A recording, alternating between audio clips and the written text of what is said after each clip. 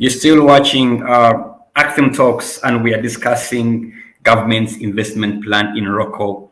Is it business? Is it politics? And with me, I have two journalists. I have Idris Chigundu, who is the editor for Nile Post and leading online news portal in Uganda. And also with me, I have Priska Wanyenya, who is also a journalist and a member of the Uganda Parliamentary Press Association. They have been following the events closely. And before we went for a break, we were trying to make sense of this transaction that is, according to Priska, it's almost a done deal. I think the haggling is about the process. Of course, where you have a presidential directive, it's almost a done deal, save for the coffee deal of Pinetti, which I'm told is not yet over. But let me come to you, Idris. I've been looking at the trends here. We had the case of Basajja Balaba, I think somewhere around 2012, 2013, where he was also bailed out. But this bailout came in the aftermath of around 2011 elections, and there were concerns that probably that money, Basajja Balaba supported NRA then, which is now NRM. Already NRM as a party in the 2011 elections. Then in 2020, we have Pinetti and the Lobawad Specialized Hospital deal. I think it's around the same time, where again there were some comments that came through that probably that money, which was advanced to Pinetti, could have ended up supporting NRM in the 2021 elections. Now, you've just reviewed in 2005 the sentiments of the president towards ROKO. It's 2022. It's a bit early, and I'm asking myself, what do you read into, especially where we've had precedents of government bailouts to certain individuals that kind of like coincide with political seasons of elections? Should we read it? Is there something we should get concerned about concerning everything happening around ROKO? That could this money have? It's 2022, we had elections in 2021. Could this money somehow have found its way financing partisan politics?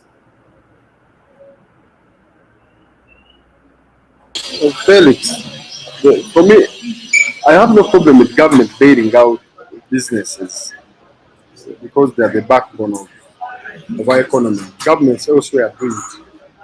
If you remember very well, Obama bailed out the automobile industry when he had just come as US president. But for me, the issue I have with in Uganda's case, because those countries have regulatory frameworks which guide that bailout. They have laws that guide. The problem in our case is that the bailouts are premised on individual whims. It's one person who chooses, says now Basajja Balaba. In fact, remember even the brother Basajja Balaba, those were the same arguments made. Why Basajja Balaba and not other people?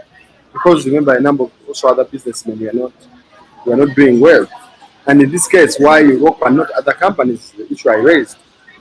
ROKO's issue comes at the same time with Gaga has been one of the biggest transporters in West Nile. Why not? Why ROKO? So if we had a law, if we had a framework, then we would know what criteria is usually followed. And because there is no framework, it means that this process is subject to abuse.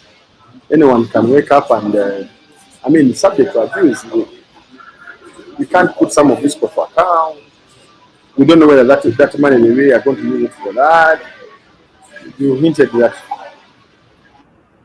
when they gave Pinetti, I think in 2019, the hospital,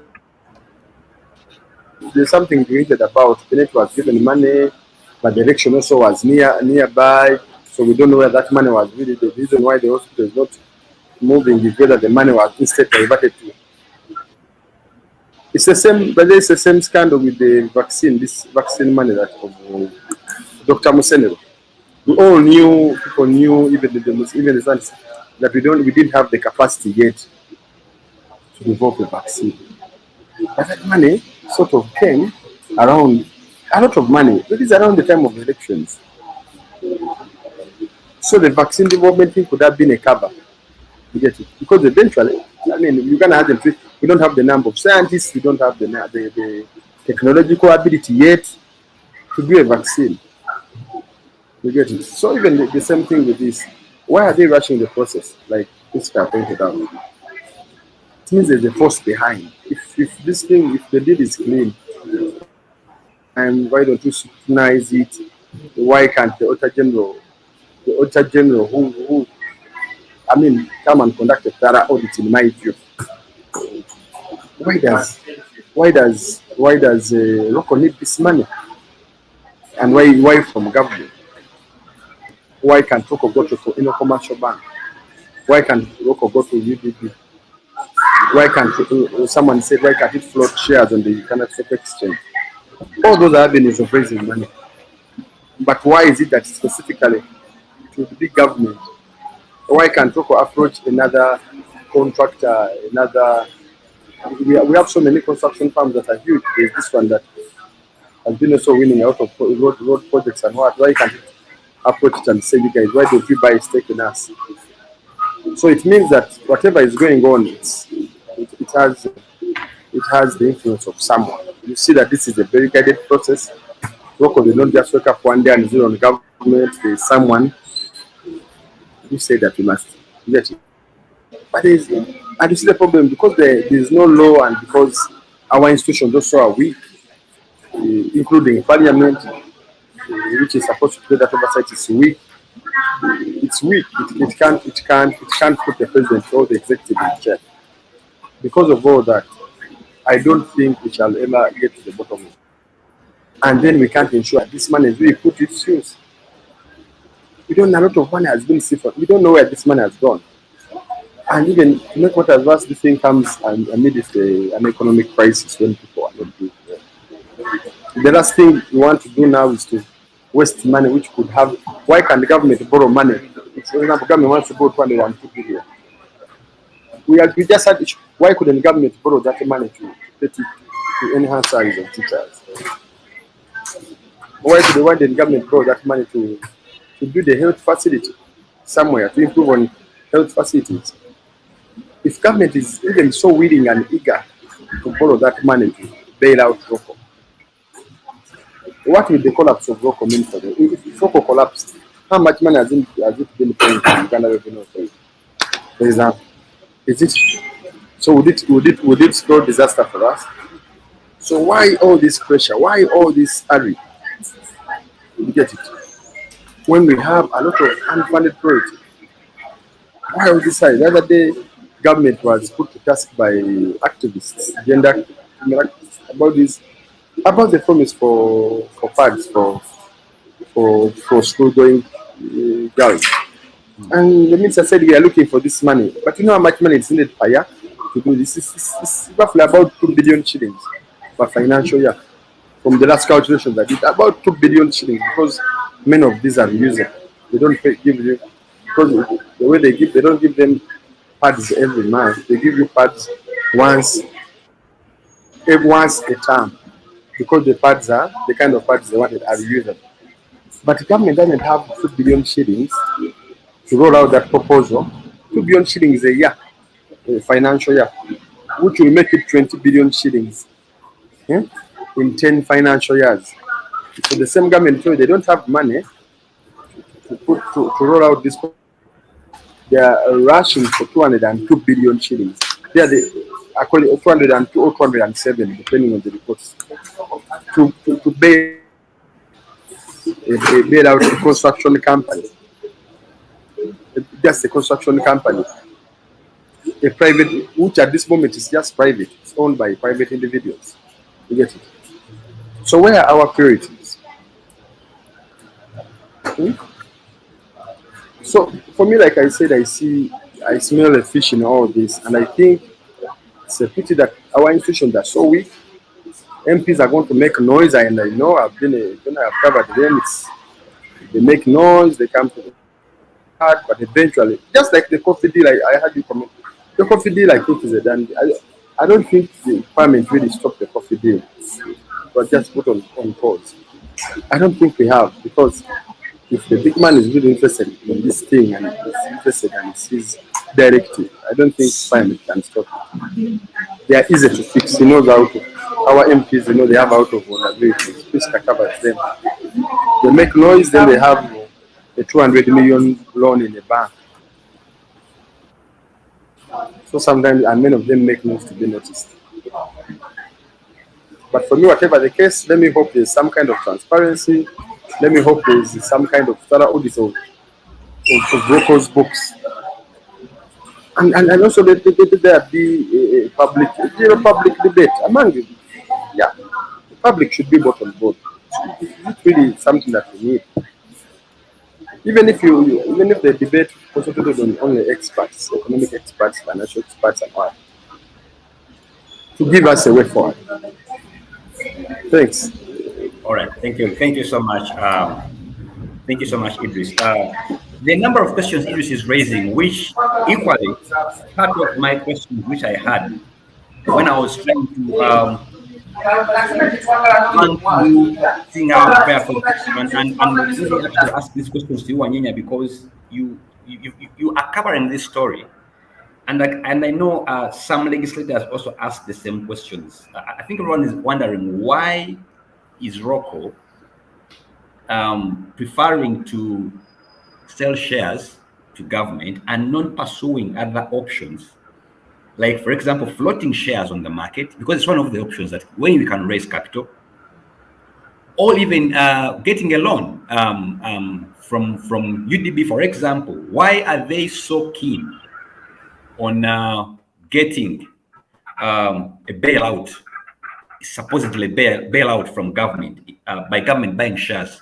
What is it? And probably you might be having some information you don't have. What is it that we don't know that is making the option of government buying shares from ROKO more preferred than other avenues? And remember, when you talk about government buying shares from ROKO, people tend to think government is something different. It doesn't affect them. But that is taxpayers' money. When you talk about government, you're talking about me and you. So what is it that we are not seeing that we should see? Probably, what is it that you are seeing that should tell us? Priska. Of course, those questions were asked, and the issue that Idris talked about. I think I lost Priska. I hope she gets back online, because I would want to pick what she has been able to dig, having followed this case closely from Parliament. But as Priska gets back online, let me continue with Idris. Priska, are you back? Let me continue with Idris on this one. As Priska gets back online, some people have argued that if let's assume hypothetically, and probably this is where it's going to end, that government buys shares in ROKO, and government is the biggest provider of businesses. What is the implication of this to the construction industry? Isn't it also bordering on conflict of interest? You have ROKO, where government has shares. Government is the biggest supplier of business. Where does this leave other local contractors in terms of competing for jobs fairly? But it also isn't this more of a conflict of interest case weighing here, Idris?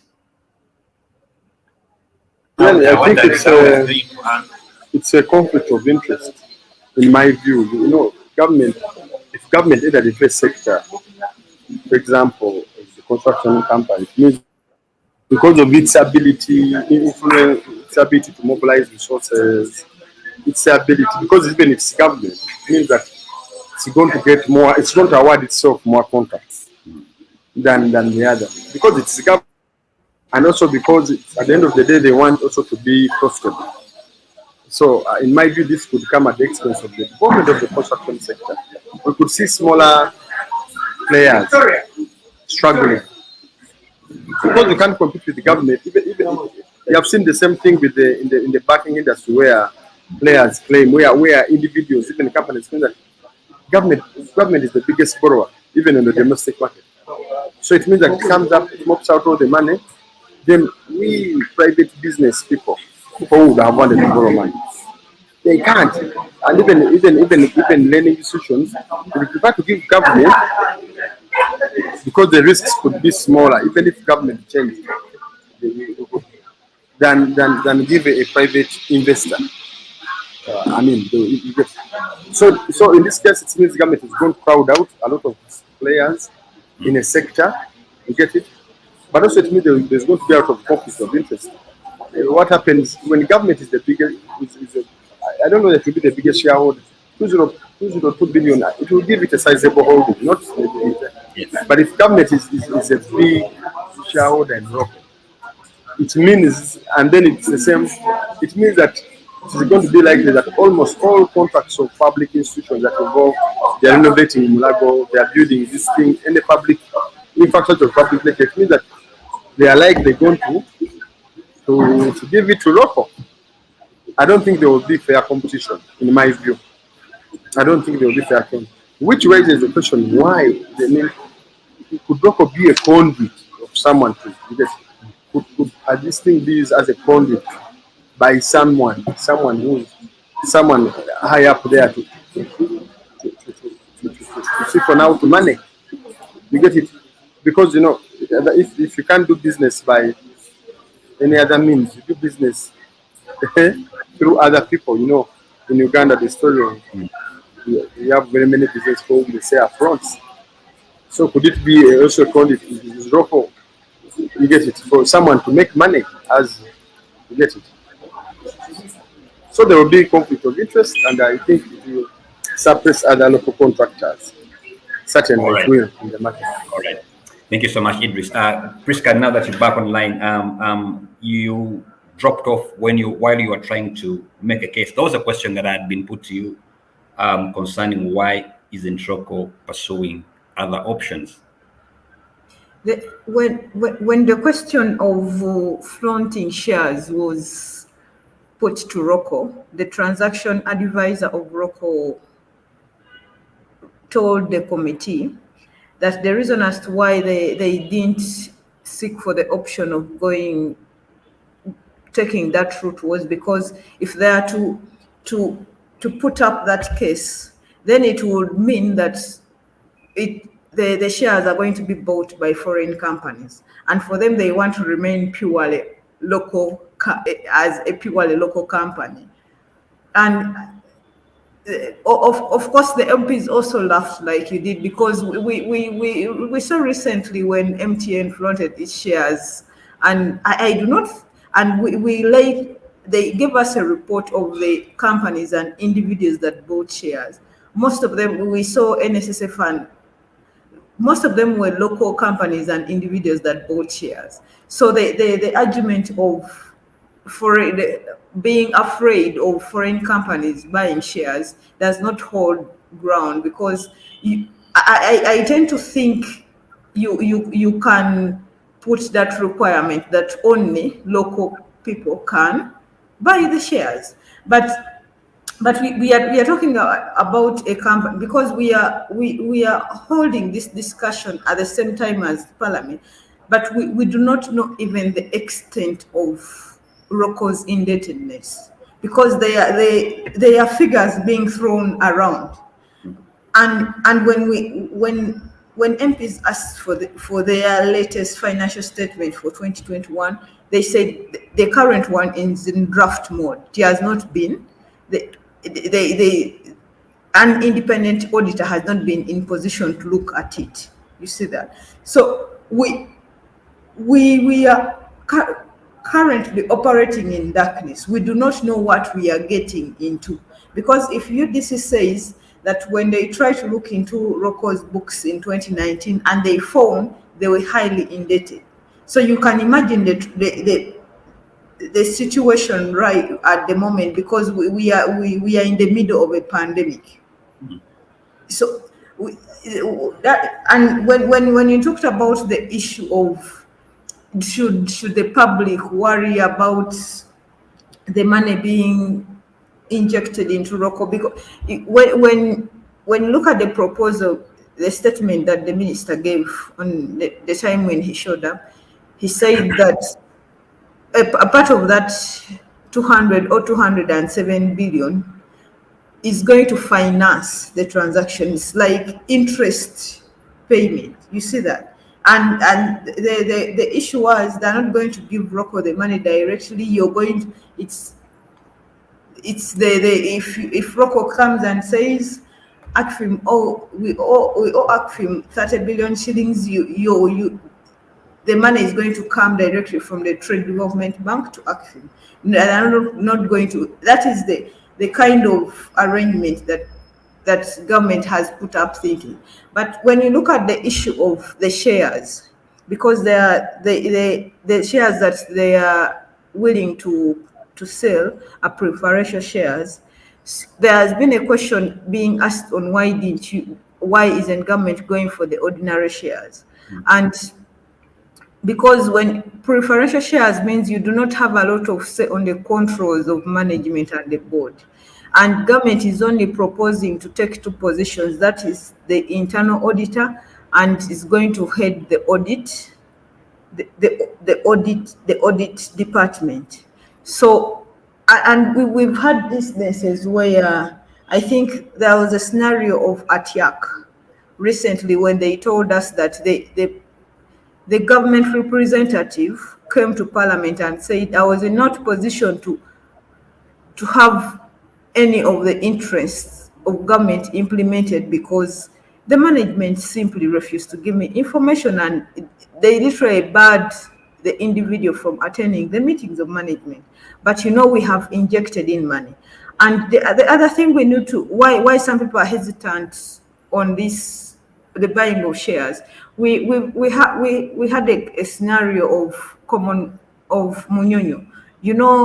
Still got indebted and government injected in about 14 billion shillings ahead of the Commonwealth. And I can tell you up to now, government has never converted that money they injected into shares. And you know how that information came about was recently SBI was asking for 86 billion shillings to build a conference hall in Munyonyo. That is, and government had approved that money. But the MPs got wind of it and said, hold on, we have not yet received the 14 billion in terms of shares, and you want to give 86 billion for a conference hall. That is when the deal was held. But of course, in government, there is nothing like total halting. They are simply waiting for a strategic time.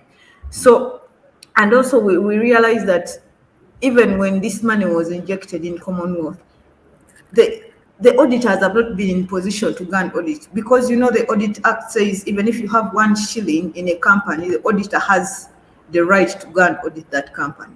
But for some reasons, Commonwealth has been a special case. The only report that the company has is the one for 2015, so we don't know the last 5 years how they've been operating. That is why people are having fears on ROKO, on government buying shares in ROKO. What guarantees are there that these shares are going to be given to us anyway? Because the precedence has been set where the government injects in money and the shares are not converted. It's the reason as to why people are hesitant. And I was surprised when civil society CSBAG appeared before the committee and cheered on this transaction and said yes, government actually supported the motion. And the civil society appeared after ROKO in the afternoon.